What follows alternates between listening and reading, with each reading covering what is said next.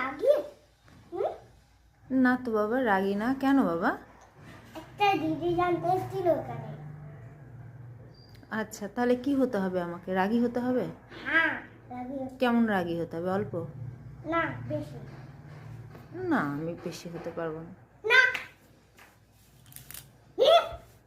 বেশি রাগাতে হবে তো। বেশি হতে হবে? একদম মুখে কালো করে দিবে তো। এই দেখ। গুরু মহারাজ কি বলেছেন আবার? রাগী হতে বলেছেন? হ্যাঁ, কি বলেছেন? বলেছে যে সব মাদেরকে রাগি হতে বলবে। এটা বলো, কি বলছে গুরু মহারাজ? গুরু মহারাজ তো কি বলছেন? ধৈর্য ধরো। সহ্য করে। তাহলে তাহলে রাগী কখন হতে বললেন? রাগি কি হতে বললো? আমরা তিনজন দর্শককে দেখেছিল আর বলছে যে একে একে করে আমাদেরকে বলছে যে তোদের মাকে রাগি হচ্ছে বলবি, তাহলে আমি খুশি হব, তোরাও খুশি হবি। ভারতী ম্যাম বলেছে? না, কে? গুরু মহারাজ।